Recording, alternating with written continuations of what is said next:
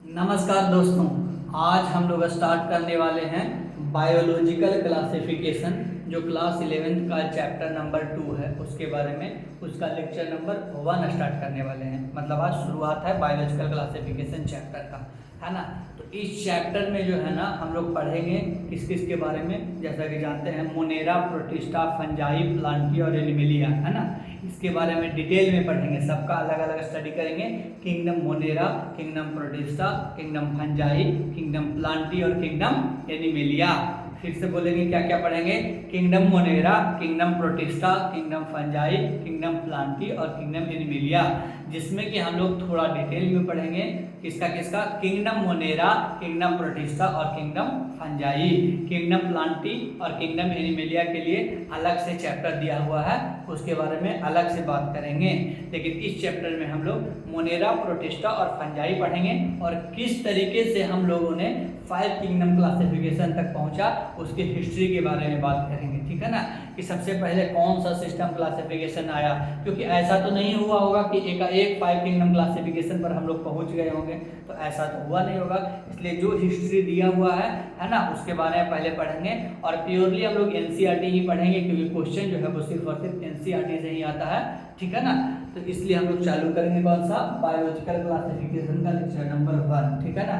जिसमें कि सबसे पहले हम लोग इंट्रोडक्शन पढ़ेंगे, मोनेरा, प्रोटिस्टा और फंजाई को डिटेल में पढ़ेंगे और थोड़ा थोड़ा प्लांटर एनिमेलिया के बारे में पढ़ेंगे, क्योंकि अगले चैप्टर में दिया हुआ है प्लांटर एनिमेलिया के बारे में एक अलग अलग चैप्टर बना करके दिया हुआ है, ठीक है ना। तो चालू करते हैं। अब हम लोग आ जाते हैं, हम लोग क्या चीज़ पे, लेक्चर पे आ जाते हैं, ठीक है ना। तो देखिए सबसे पहले जो है ना कि हम लोग प्लांट और एनिमल को बांटने के लिए बहुत ज़्यादा जद्दोजहद चल रहा था कि किस तरीके से हम लोग को प्लांट को अलग बांटे, एनिमल को अलग बांटे, या और भी बहुत सारे स्पीशीज थे जिसको कि हम लोग को बांटना था, है ना। जैसे कि हम लोग फंजाई के बारे में नहीं पता था कि किधर रखना है, उस समय की बात है। फंजाई के बारे में नहीं पता था, प्रोटिस्टा के बारे में नहीं पता था, मोनेरा के बारे में भी नहीं पता था। हम लोग उसको भी प्लांट और एनिमल के कैटेगरी में ही पहले रख दिया करते थे। लेकिन जिस तरीके से टाइम बाय टाइम बढ़ता गया, उस तरीके से हम लोगों ने फिर से उसको अलग अलग कैटेगरी में बांटते चले गए। और आज हम लोग 5 किंगडम सिस्टम ऑफ क्लासिफिकेशन पढ़ रहे हैं R.H. व्हिटेकर का, है ना।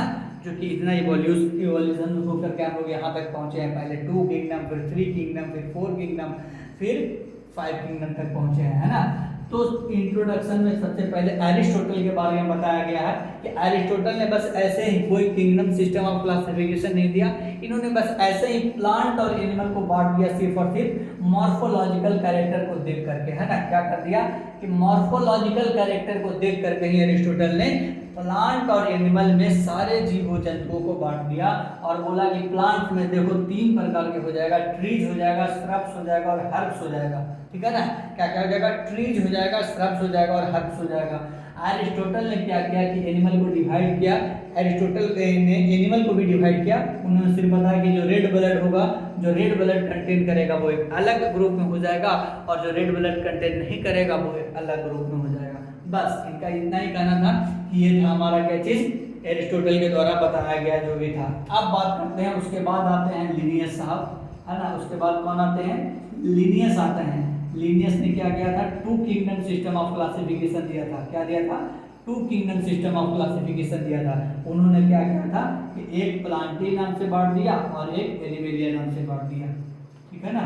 एक प्लांटी नाम से बांट दिया और दूसरा क्या कर दिया, एनिमेलिया नाम से बांट दिया। तो अब इसके बारे में बात करते हैं कि कैसे इन्होंने डेवलप किया था, ठीक है ना। ये तो बांट तो दिया, लेकिन इन्होंने ये डिस्टिंगाइज नहीं किया कि क्या यूकैरियोट होता है ना। इन्होंने बांट दिया, बस ये नहीं बताया कि यूकैरियोट एंड प्रोकैरियोट के बारे में बताया ही नहीं, है ना, कि क्या यूकैरियोटिक होता है और प्रोकैरियोटिक होता है, इसके बारे में इन्होंने नहीं बताया। इन्होंने ये नहीं बताया कि यूनिसेलुलर और मल्टीसेलुलर क्या होता है, इन्होंने ये भी नहीं बताया। यूनिसेलुलर बस बांट दिया इन्होंने 2 किंगडम सिस्टम के नाम से देकर के, है ना। यूनिसेलुलर एंड मल्टीसेलुलर के बारे में भी इन्होंने कुछ नहीं बताया था, ठीक है ना। तो ये इन्होंने ना तो यूनिसेलुलर और मल्टीसेलुलर के बारे में बताया और ना ही इन्होंने ये बताया कि क्या होता है यूकैरियोटिक एंड प्रोकैरियोटिक के बारे में, ठीक है। अब बात करते हैं, इन्होंने एक चीज और नहीं बताया कि कौन सा फोटोसिंथेटिक है ना, कौन सा फोटोसिंथेटिक है ना, फोटोसिंथेटिक है और कौन सा नॉन फोटोसिंथेटिक है, इसके बारे में भी इन्होंने बात करना सही नहीं समझा या इनको इतना डिटेल में पता नहीं था इसके बारे में, ठीक है ना। तो नॉन फोटोसिंथेटिक हो गया है ना, जैसे वो फंजाई बोलते हैं। इन्होंने इसके बारे में तो कोई बात ही नहीं की, एल्गी और फंजाई के बारे में जो है वो इन्होंने तो बात ही नहीं की कि कहाँ पे इसको रखना है, बस इन्होंने प्लांटिया और एनिमलिया को डिवाइड कर दिया, ठीक है ना। तो अरिस्टोटल ने सिर्फ और सिर्फ मॉर्फोलॉजिकल कैरेक्टर को देख करके प्लांट को ट्री, श्रब्स और हर्ब्स में डिवाइड कर दिया, और अरिस्टोटल ने जानवर को रेड ब्लड और those that did not red blood में बांट करके छोड़ दिया। उसके बाद लीनियर साइज उन्होंने two kingdom system of classification दिया प्लांटिया और एनिमलिया के बारे में, लेकिन इन्होंने ना तो यूकैरियोटिक और प्रोकैरियोटिक के बारे में बात किया, और ना ही यूनिसेलुलर और मल्टीसेलुलर के बारे में बात किया, और ना ही फोटोसिंथेटिक ग्रीन एल्गी और नॉन फोटोसिंथेटिक फंजाई के बारे में बात किया। तो ये इतना हो गया हमारे किसके बारे में, अरिस्टोटल के बारे में, और टू किंगडम सिस्टम देने वाले लिनियस के बारे में हो गया, ठीक है ना। अब बात करते हैं आगे चल करके फिर कुछ ना कुछ हुआ, जिसके बाद आया three kingdom system of classification, जिसमें कि एनसीईआरटी में नहीं दिया हुआ है, इसलिए हम लोग सिंपल वाइज लाइन में पहुंच के फिर आगे बढ़ जाएंगे। इसमें बता देंगे कि इन्होंने दिया था three kingdom system of classification, four kingdom system of classification, उसके बाद हम लोग आर.एच. व्हिटेकर का five kingdom of system classification जो दिया हुआ है उसके बारे में बात करेंगे, ठीक है ना। Five kingdom of system classification जो आर.एच. व्हिटेकर ने दिया था उसके बारे में बात करेंगे, ठीक है। तो चलिए स्टार्ट करते हैं आगे। आर.एच. व्हिटेकर वाले five kingdom system, three system जो हुआ है, three kingdom system of classification किन्होंने दिया था, three kingdom system of classification किसने दिया था, three kingdom system of classification Copeland ने दिया था, किन्होंने दिया था, कोपलैंड ने दिया था। और four kingdom system of classification किसने दिया था, four kingdom system of classification देने वाले कौन थे, हैकल थे, कौन थे, हैकल थे, है ना। तो इसके बारे में तो बुक में दिया हुआ है नहीं, तो क्वेश्चन आने का संभावना बहुत ही कम है, तो इसलिए नाम बता दिया, अगर आएगा तो नाम से ही आ सकता है, ठीक है ना। तो चलिए आगे बढ़ते हैं। Five kingdom system of classification, five kingdom system of classification, five kingdom system of classification देने वाले का नाम क्या था, आर.एच. व्हिटेकर। क्या था, आर.एच. व्हिटेकर। कौन था, आर.एच. व्हिटेकर था। आर.एच. व्हिटेकर ने कब दिया था, इन्होंने 1969 में प्रपोज किया था, ठीक है ना। फाइव किंगडम ऑफ क्लासिफिकेशन, जिन्होंने इसमें इंक्लूड किया, क्या किया, मोनेरा इंक्लूड किया, है ना, मोनेरा इंक्लूड किया, प्रोटिस्टा इंक्लूड किया, फंजाई इंक्लूड किया, है ना, फिर प्लांटे इंक्लूड किया और एनिमलिया इंक्लूड किया, है ना। मोनेरा, प्रोटिस्टा, फंजाई, प्लांटी और एनिमलिया इन्होंने किया, है ना। मेन क्राइटेरिया क्या क्या था इनको क्लासिफिकेशन करने के लिए, मेन क्राइटेरिया इन्होंने क्या क्या लिया था उसके बारे में बात करते हैं, ठीक है ना। मेन क्राइटेरिया इन्होंने लिया था क्या क्या, है ना। तो सबसे पहले बात करते हैं कि इसमें क्या था, सेल का स्ट्रक्चर, है ना, सेल का स्ट्रक्चर लिया इन्होंने, है ना। इसको पूरा को डिवाइड करने के सेल के स्ट्रक्चर के बेसिस पर बांट दिया कि कैसा किसका सेल का स्ट्रक्चर है, उस पर बांट दिया।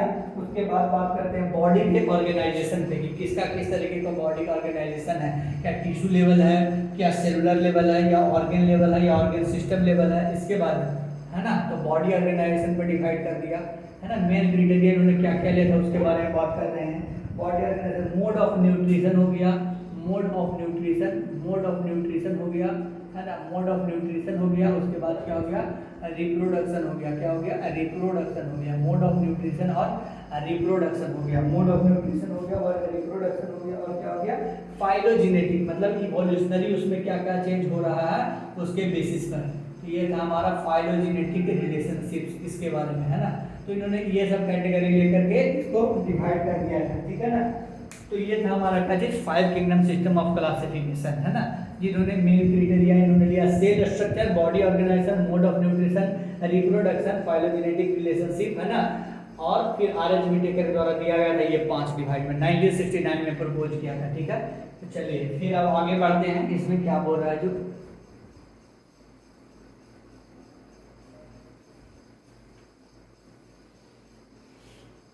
फिर अब आगे बढ़ते हैं, इसमें क्या बोल रहा है जो,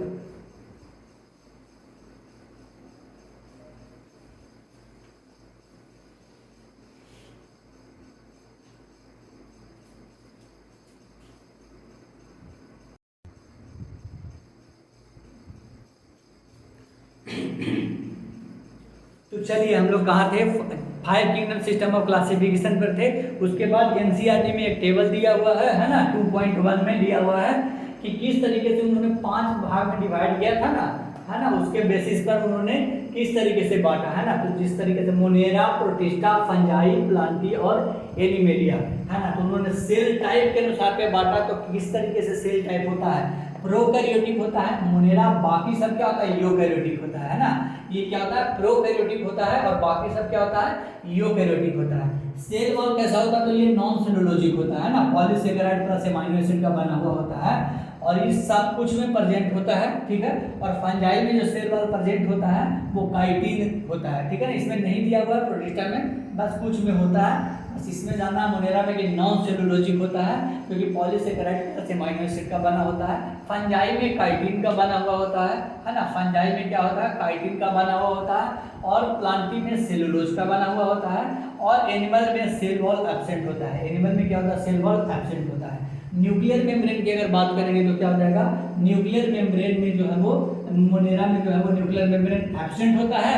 मोनेरा में जो न्यूक्लियर मेम्ब्रेन है वो एब्सेंट होता है, मोनेरा में जो न्यूक्लियर मेम्ब्रेन है वो एब्सेंट होता है और बाकी सब में प्रेजेंट होता है, ठीक है ना। बॉडी ऑर्गेनाइजेशन की बात करें तो ये सेलुलर लेवल का होता है, ये सेलुलर लेवल का होता है, इसमें मल्टी सेलुलर होता है और लूज टिश्यू होता है और ये टिश्यू लेवल और या ऑर्गन लेवल होता है और इसमें टिश्यू, ऑर्गन और ऑर्गन सिस्टम तीनों लेवल में पाया जाता है एनिमेलिया में, ठीक है ना। तो बॉडी ऑर्गेनाइजेशन एक बार देख लेंगे। अब बात करते हैं मोड ऑफ न्यूट्रिशन कैसा होता है। तो मोड ऑफ न्यूट्रिशन ऑटोट्रॉफिक और हेटेरोट्रॉफिक दोनों होता है मोनेरा में, केमोसिंथेटिक और फोटोसिंथेटिक हो जाएगा, ठीक है ना। और हेटेरोट्रॉफिक में सैप्रोफिटिक और पैरासिटिक दोनों होता है ना। मोड ऑफ न्यूट्रिशन प्रोटिस्टा की बात करें तो वो ऑटोट्रॉफिक होता है जिसमें फोटोसिंथेटिक होता है सिर्फ और हेटेरोट्रॉफिक होता है ना। मोड ऑफ न्यूट्रिशन अगर फंजाई में बात करें तो हेटेरोट्रॉफिक, सैप्रोफिटिक और पैरासिटिक होता है, इसमें ऑटोट्रॉफिक नहीं होता है। मोड ऑफ न्यूट्रिशन अगर प्लांटी में बात करें तो ऑटोट्रॉफिक, फोटोसिंथेटिक होता है जबकि हेटेरोट्रॉफिक नहीं होता है। मोड ऑफ न्यूट्रिशन इसमें ऑटोट्रॉफिक नहीं होता है, एनिमेलिया में सिर्फ और सिर्फ हेटेरोट्रॉफिक होता है और इसमें कुछ टाइप में होता है जैसे कि होलोजोइक टाइप होता है और सैप्रोफिटिक टाइप होता है या और भी कुछ होता है। बस इतना ही दिया हुआ है एनसीईआरटी में, तो अभी फिलहाल के लिए इतना ही पढ़ेंगे, ठीक है। तो ये सब था क्या चीज जो आर.एच. व्हिटेकर के द्वारा जो दिया गया था, जो 5 क्राइटेरिया या मेन क्राइटेरिया था उसको बांटने का, उसके बेसिस पर किस तरीके से उन्होंने बांटा डिटेल में, उसके बारे में टेबल एक एनसीईआरटी में दिया हुआ है, जिसके बारे में ये हम लोग बता दिया आपको, ठीक है। आप आगे बढ़ते हैं।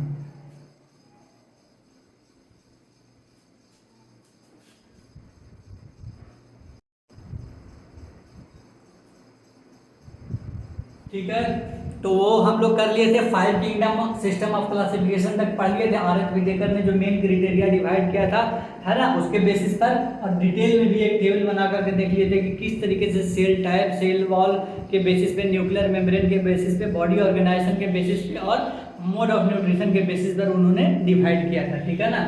अब बात करते हैं कि 6 किंगडम सिस्टम ऑफ क्लासिफिकेशन भी आ चुका है, जो कि दिया था कि इन्होंने कार्ल लुईस नाम के जो साइंटिस्ट है उन्होंने, है ना, उन्होंने 3 डोमेन सिस्टम दिया था। मतलब 6 किंगडम को हम लोग 3 डोमेन सिस्टम भी बोल सकते हैं, ठीक है ना। उन्होंने मोनेरा को 2 डोमेन में डिवाइड किया था और तीसरा में जो डोमेन था उस सब में प्रोटिस्टा, फंजाई, प्लांटी और एनिमेलिया को सेम रहने दिया।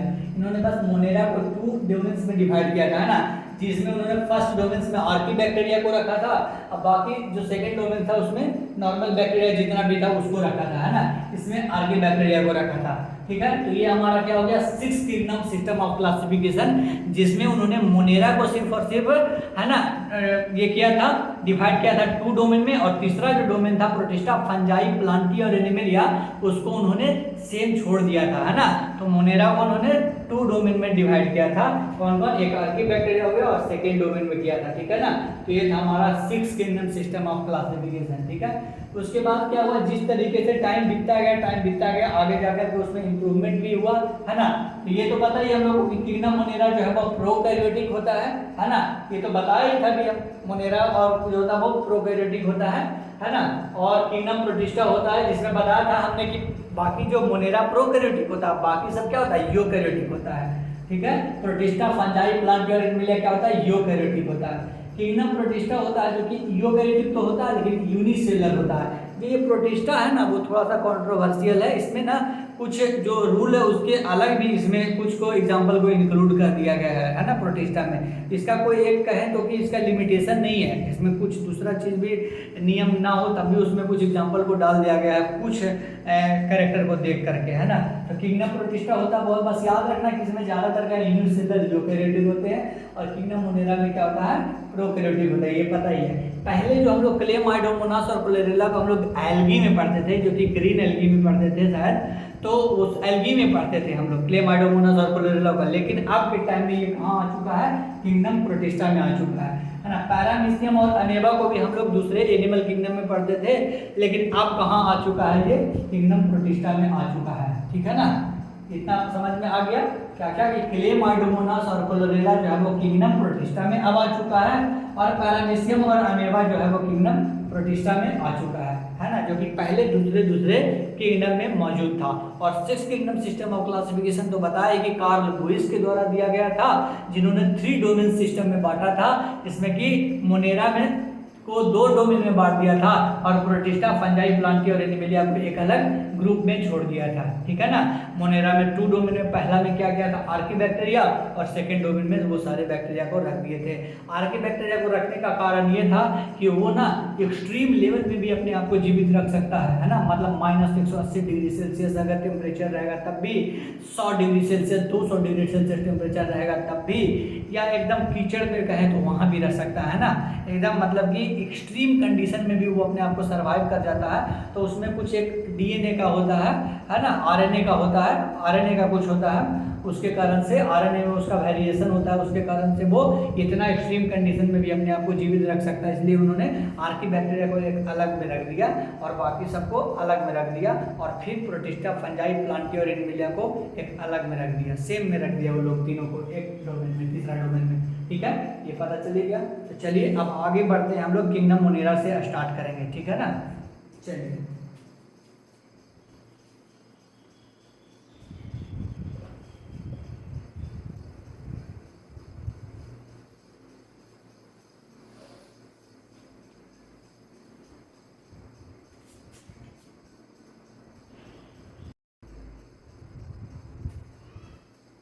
ठीक है, तो हम लोगों ने कहाँ तक पढ़ लिया था, पिछला बार हम लोगों ने पढ़ लिया था वहाँ तक कि इसमें प्रोटिस्टा में कौन कौन पाया जाता है, और इंट्रोडक्शन वाला पार्ट सारा पढ़ लिया था, ठीक है ना।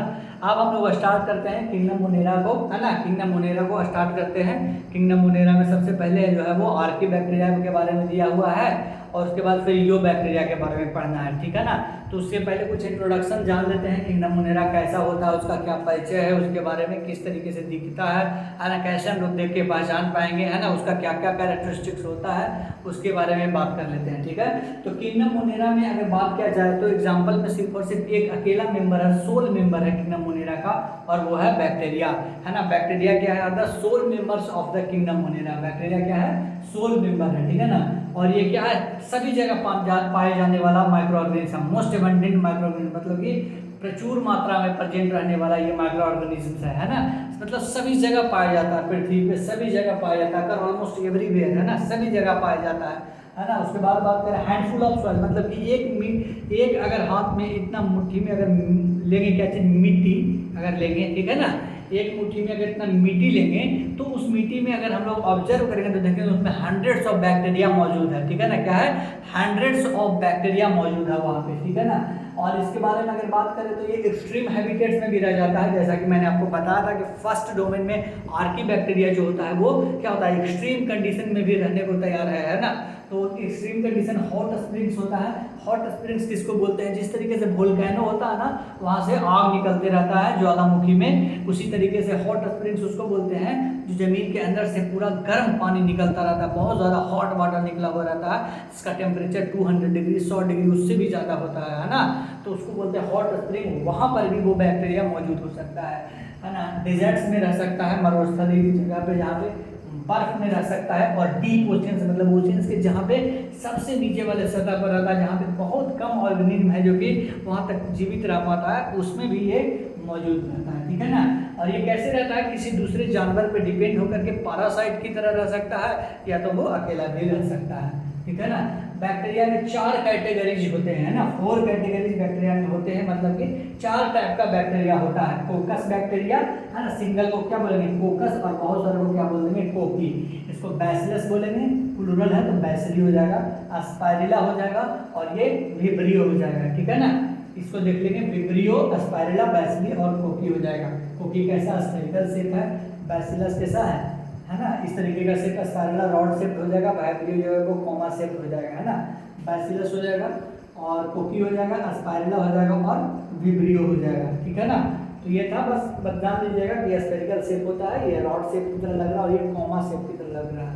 बैक्टीरिया का स्ट्रक्चर की बात करें, बैक्टीरिया के अगर स्ट्रक्चर की बात करें तो बहुत ही सिंपल होता है, लेकिन उसका बिहेवियर की बात करेंगे तो बहुत ही कॉम्प्लेक्स होता है। मतलब कि बैक्टीरिया आर सिंपल स्ट्रक्चर और very simple structure but complex in behaviour, है ना। क्या हो सकता है, बैक्टीरिया का जो स्ट्रक्चर है वो वेरी सिंपल है बट बिहेवियर कैसा होगा, इसका कॉम्प्लेक्स हो जाएगा, है ना। क्वेश्चन में ऐसे देगा कि बैक्टीरिया का structure very complex and behaviour very simple, तो नहीं, गलत हो जाएगा ना। बैक्टीरिया का स्ट्रक्चर जो होता है वो वेरी सिंपल होता है और बिहेवियर जो होता है वो कॉम्प्लेक्स होता है, तो है ना, इसको उलट करके दे सकता है, बोलेगा इसमें से कि स्टेटमेंट ट्रू है कि फॉल्स है। बैक्टीरिया का स्ट्रक्चर जो होता है वो वेरी सिंपल होता है, लेकिन बिहेवियर जो होता है वो कॉम्प्लेक्स होता है, ठीक है। बात करते हैं मोस्ट एक्सटेंसिव मेटाबॉलिक डाइवर्सिटी, है ना। मोस्ट एक्सटेंसिव मेटाबॉलिक डाइवर्सिटी कहने का क्या मतलब है, याद करिए हम लोगों ने जो मेन क्राइटेरिया पर क्लासिफिकेशन किया था, आर एच विटेकर के जो दिया गया था, उसमें मोड ऑफ न्यूट्रिशन एक बताया था हमने, जिसमें कि बताया था कि किंगडम मोनेरा में ना ऑटोट्रॉफिक और हेटेरोट्रॉफिक दोनों पाया जाता है, और उसके साथ ही ऑटोट्रॉफिक में फोटोसिंथेटिक और एक और था वो भी पाया जाता है केमोसिंथेटिक, दोनों पाया जाता है,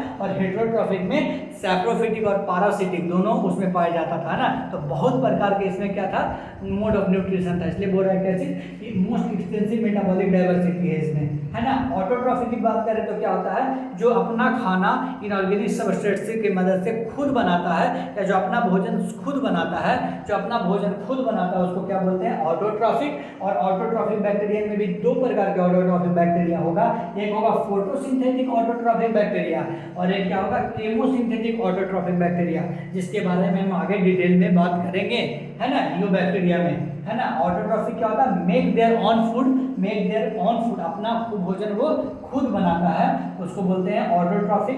फोटोसिंथेटिक ऑटोट्रॉफिक हो जाएगा और केमोसिंथेटिक ऑटोट्रॉफिक हो जाएगा, है ना। और हेटेरोट्रॉफिक इसको बोलते हैं जो अपना भोजन खुद ना बना करके किसी दूसरे पे डिपेंड होता है, और ज्यादातर बैक्टीरिया जो है वो क्या है, हेटेरोट्रॉफिक ही है। ज्यादातर बैक्टीरिया क्या है, हेटेरोट्रॉफिक ही है, ठीक है ना। ज्यादातर बैक्टीरिया क्या है, majority of the bacteria are heterotrophic. Heterotrophic मतलब क्या होता है, जो अपना भोजन खुद नहीं बनाता है, जो अपना किसी दूसरे पे भोजन के लिए डिपेंड होता है, ठीक है ना। तो ये सब था किंगडम मोनेरा का इंट्रोडक्शन वाला पार्ट। अब हम लोग किंगडम मोनेरा में ही स्टार्ट करेंगे क्या चीज, आर्की बैक्टीरिया और यो बैक्टीरिया, ठीक है ना, जिसके बारे में सबसे पहले पढ़ेंगे आर्की बैक्टीरिया के बारे में, ठीक है। तो चलिए,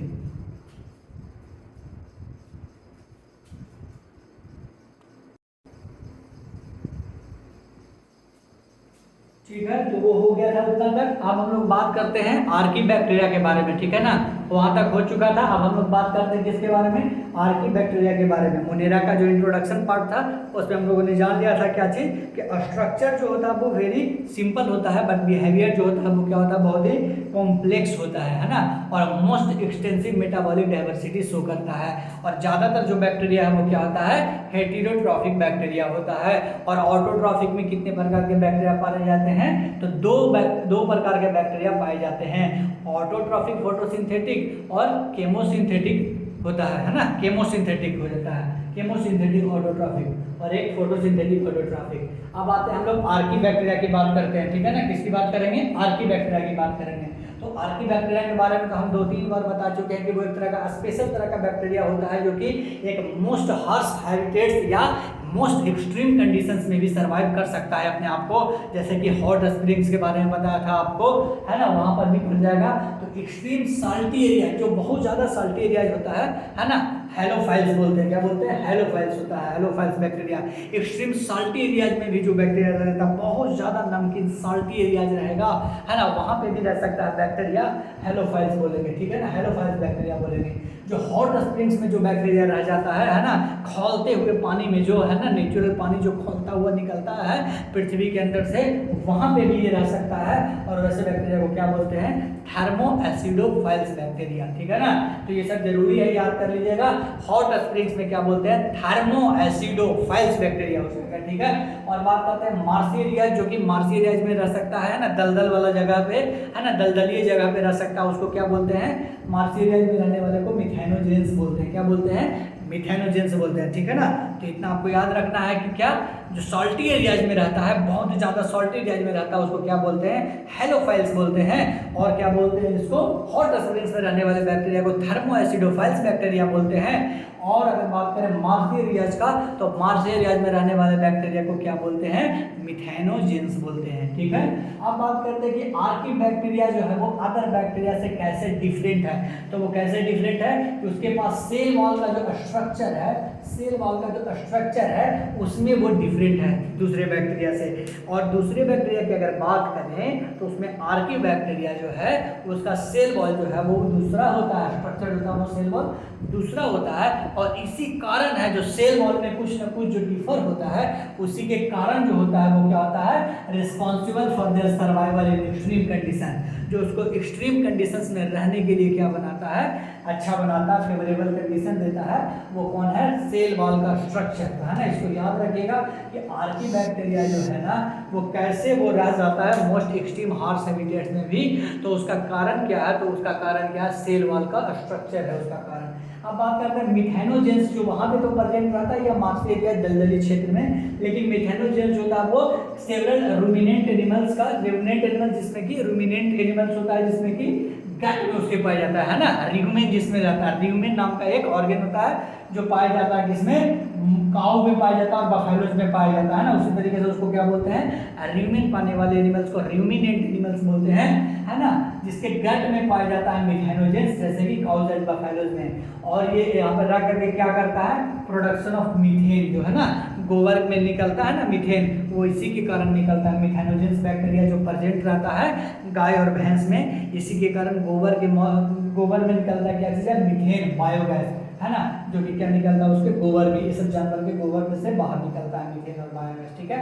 अब बात करते हैं, ये था पूरा आर्की बैक्टीरिया के बारे में। अब बात करते हैं हम लोग किसके बारे में? यू बैक्टीरिया के बारे में। किसको बारे में बात करते हैं? यू बैक्टीरिया के बारे में, ठीक है।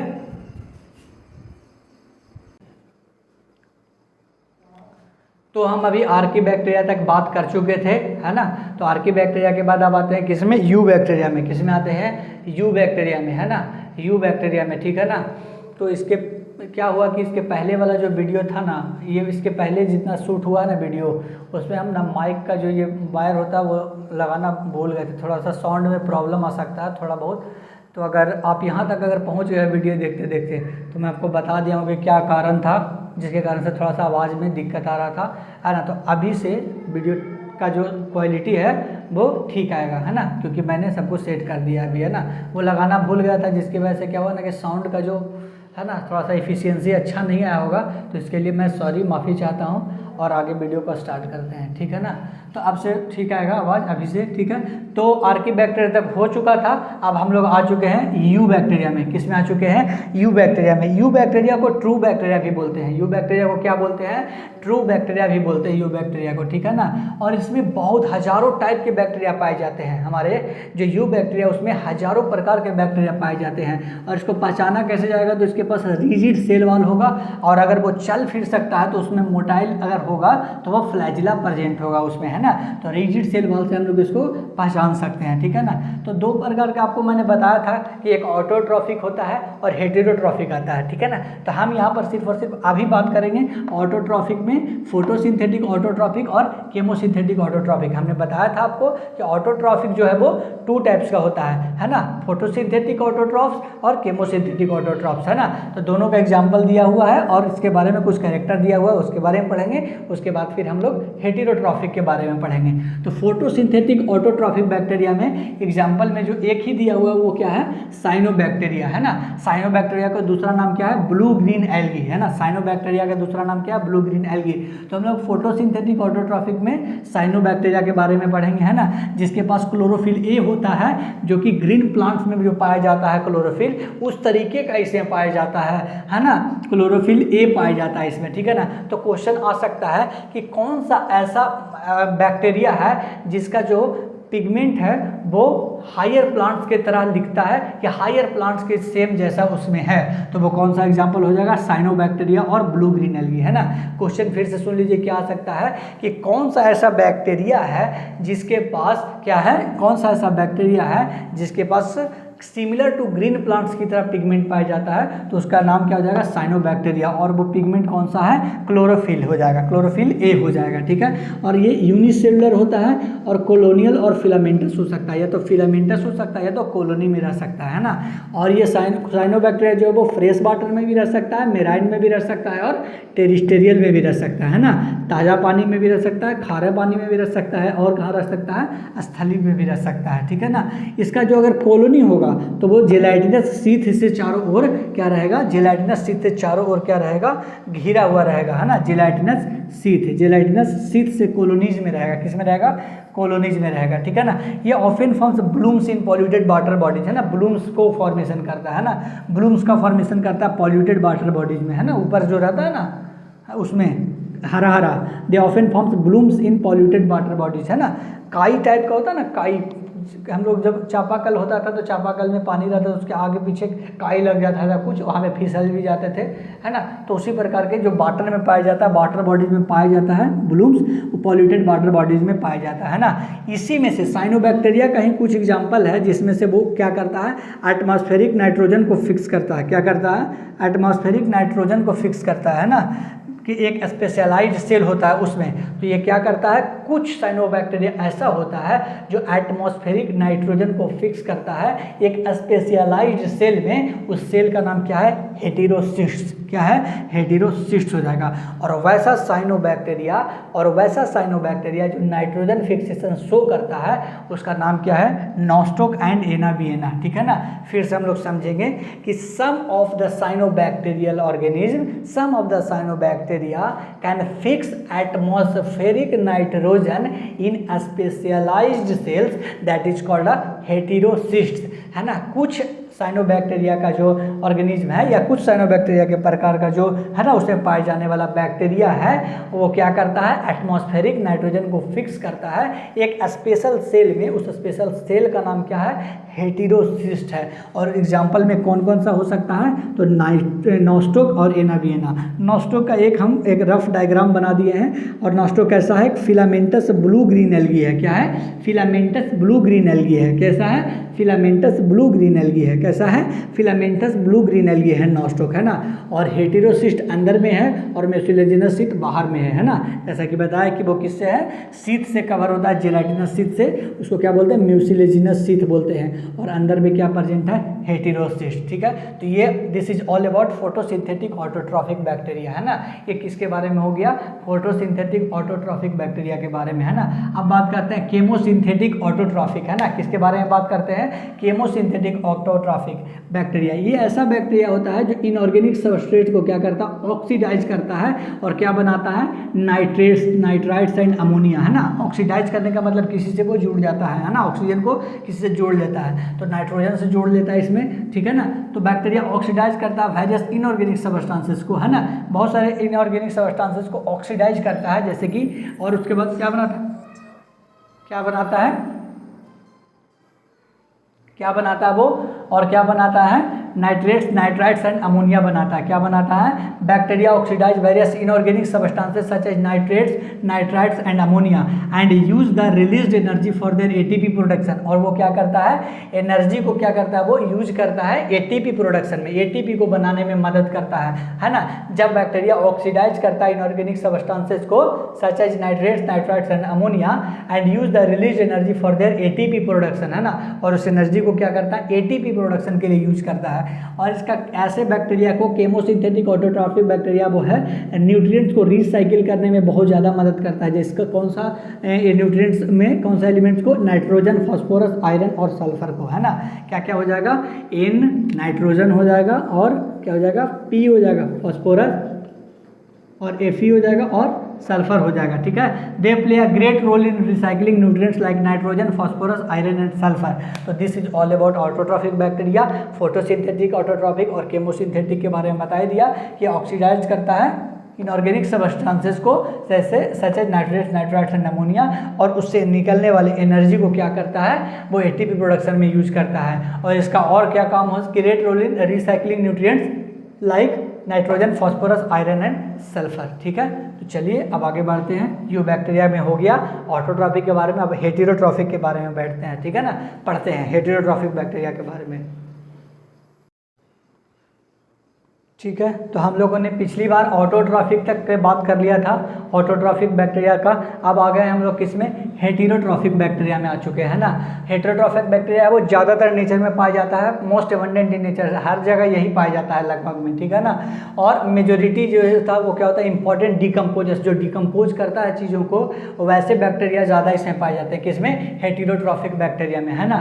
और कुछ जो है वो क्या आता है, पहला तो हो गया most abundant in nature, majority जो है वो इंपॉर्टेंट डिकम्पोजर्स हो जाएंगे, और many of them have a significant impact on human पे इनका बहुत ज़्यादा इम्पैक्ट है हेटेरोट्रॉफिक बैक्टीरिया का। जैसे कि मिल्क से कर्ड बनाते हैं तो वो कौन सा बैक्टीरिया होता है, लैक्टोबैसिलस, जो कि कैसा होता है, हेटेरोट्रॉफिक बैक्टीरिया होता है। कैसा बैक्टीरिया होता है, हेटेरोट्रॉफिक बैक्टीरिया होता है ना, मिल्क से जो कर्ड बनाता है। एंटीबायोटिक जितना भी बनता है वो ज़्यादातर किससे बनता है, ये हेटेरोट्रॉफिक बैक्टीरिया से ही बनता है, ठीक है। नाइट्रोजन का फिक्सेशन करता है लेग्यूम रूट्स में, है ना, और भी बहुत जगह करता है, लेकिन दिया हुआ किसमें, लेग्यूम रूट्स में फिक्सिंग नाइट्रोजन करता है ना, नाइट्रोजन का फिक्स करता है किसमें, लेग्यूम रूट्स में। और कुछ जो है वो हमारे ह्यूमन बींग्स में जो है वो ना क्या कॉज करता है, रोग भी कॉज करता है, डिजीज भी कॉज करता है ना, रोग भी अंदर उत्पन्न कर देता है।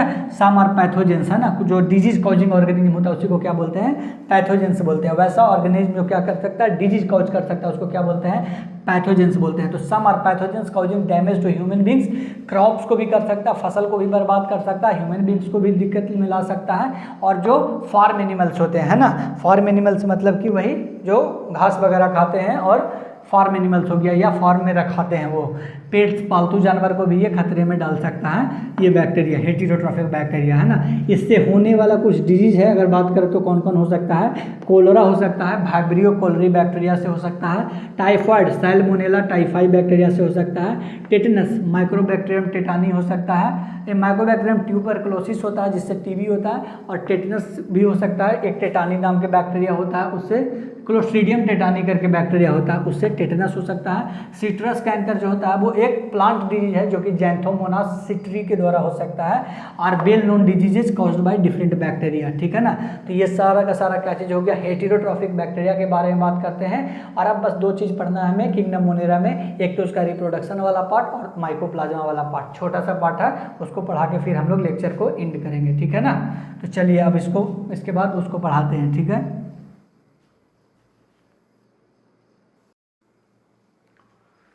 तो हम लोगों ने पिछली बार क्या क्या पढ़ लिया था, हेटेरोट्रॉफिक बैक्टीरिया तक पढ़ लिया था, है ना। पिछली बार क्या क्या मतलब पढ़ लिया था, पिछली स्लाइड में क्या क्या पढ़ लिया था, हेटेरोट्रॉफिक बैक्टीरिया के बारे में पढ़ लिया था, है ना।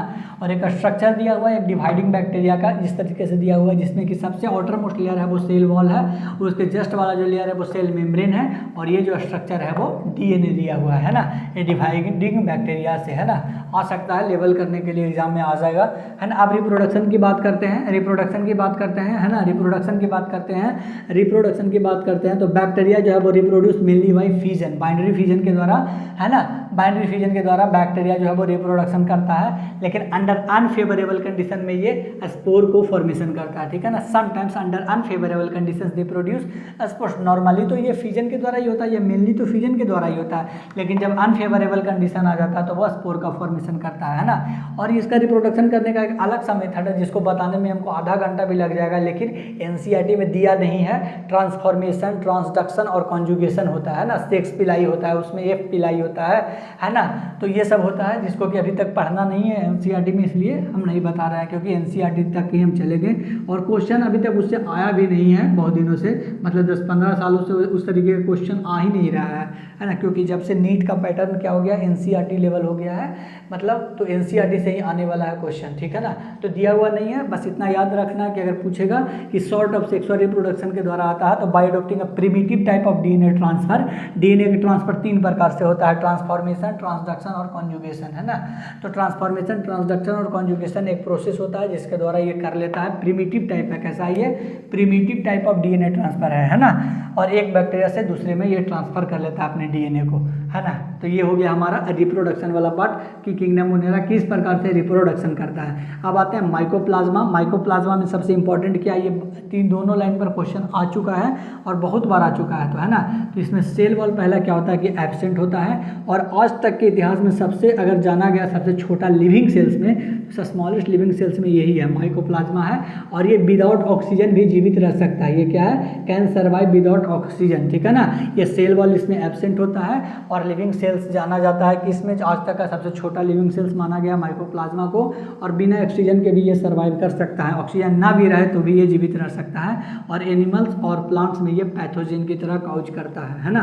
तो ये पूरा हो गया किंगडम मोनेरा के बारे में। और अगले लेक्चर में हम लोग लेक्चर 2 में क्या पढ़ेंगे, किंगडम प्रोटिस्टा से हम लोग स्टार्ट करेंगे, है ना। तो ये जहाँ तक हो गया किंगडम मोनेरा में, यहाँ तक हो गया। अगर आपको किसी भी प्रकार का डाउट है या कोई और टॉपिक जो छूट गया है या तो उसके बारे में आप कमेंट में लिख दीजिएगा, हम आगे फिर उसको बता देंगे, है ना। लास्ट लेक्चर में उसको ऐड करके बता देंगे। लेकिन एनसीईआरटी के हिसाब से अगर देखा जाए तो यही इतना है पढ़ने के लिए। इसके बाहर अभी तक तो नहीं है कुछ एनसीईआरटी में। थोड़ा बहुत 1-2 लाइन है जो हम छोड़ गए हैं, वो उसका कोई मतलब ही नहीं बनता है ना। बस ऐसे लिखा हुआ है कुछ कुछ, तो उसको हम छोड़ दिए हैं। अगर आप चाहें तो एनसीईआरटी से पढ़ सकते हैं, आपको कोई भी लाइन में कोई ऐसा भी डाउट नहीं होगा, है ना। सिर्फ और सिर्फ वर्ड मीनिंग अगर आपको आता हो तब, है ना। कुछ कुछ वर्ड मीनिंग है जो 1-2 लाइन हम नहीं बताए हैं, मुश्किल से 5-6 लाइन होगा जो हम नहीं बताए होंगे। तो उसके बारे में आप क्या करेगा, जो वर्ड मीनिंग नहीं आ रहा उसका हिंदी लिख करके उसको हिंदी से समझ लीजिएगा, क्योंकि वो ज़्यादा खास इंपॉर्टेंट भी नहीं है और उससे कोई टॉपिक ही नहीं बन रहा था, मतलब कॉन्सेप्ट ही नहीं बन रहा था, बस ऐसे ही लाइन दिया हुआ है, रैंडम लाइन दिया हुआ है। तो ये हो गया किंगडम मोनेरा तक। तो अगले वीडियो में हम लोग किसके बारे में बात करेंगे, किंगडम प्रोटिस्टा के बारे में। चलिए तो मिलते हैं किसी फिर अगले लेक्चर में, तब तक के लिए बाय, थैंक यू।